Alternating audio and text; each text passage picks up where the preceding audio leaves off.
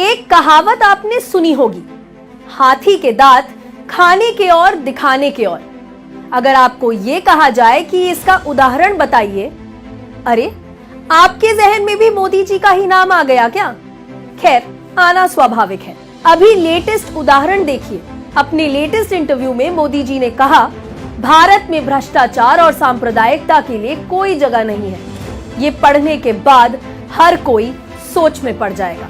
भ्रष्टाचारियों को साथ लेकर और सांप्रदायिकता को गले लगाकर सत्ता के शीर्ष पर पहुंचने वाले मोदी जी को ये बात कतई शोभा नहीं देती। भ्रष्टाचार का भाजपा से ठीक वैसा ही संबंध है जैसा किल्विस का अंधेरे के साथ। मतलब जहां भाजपा वहां भ्रष्टाचार तय है, और इस भ्रष्टाचार के जनक हैं दो यार। इस जोड़ी में करामात है 20,000 करोड़ रुपए गायब कर देने की, अपनी ही कंपनी के शेयर खरीदकर हेराफेरी करने की, पोर्ट से लेकर एयरपोर्ट और रेलवे से लेकर सड़क तक पर कब्जा करने की। भाजपा के भ्रष्टाचार का आलम तो ये है कि आयुष्मान योजना में मुर्दों का इलाज कर देते हैं, तो एक ही मोबाइल नंबर से लगभग 8 लाख लोग जोड़ देते हैं। इतना ही नहीं, 250 करोड़ रुपए में 1 किलोमीटर सड़क बनाने का कारनामा भी मोदी जी कर सकते हैं।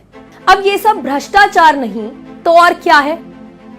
अभी रुकिए, सांप्रदायिकता का सच भी तो सुनकर जाइए। भाजपा और सांप्रदायिकता का साथ वैसा ही है जैसा टर्मिनेटर और विनाश का है।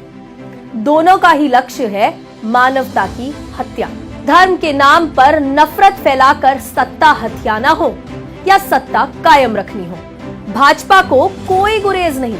पीएम मोदी शायद भूल रहे हैं कि भाजपा के ही लोगों ने अपना हक मांग रहे किसानों को पाकिस्तानी, खालिस्तानी, आतंकी बोलकर लोगों के मन में जहर भरने का किस तरह काम किया था। ओह, मोदी जी क्यों भूलेंगे? उन्होंने तो खुद किसानों को आंदोलन जीवी कहकर अपने भक्तों के मन में अन्नदाता के प्रति जहर भरा था। लेकिन मैं देख रहा हूं कि पिछले कुछ समय से इस देश में एक नई जमात पैदा हुई है, एक नई बिरादरी सामने आई है, और वो है आंदोलन जीवी। मगर आसमान में थूकने वाले को शायद ये पता नहीं है कि पलट के थूक उन्हीं के चेहरे पर गिरेगा।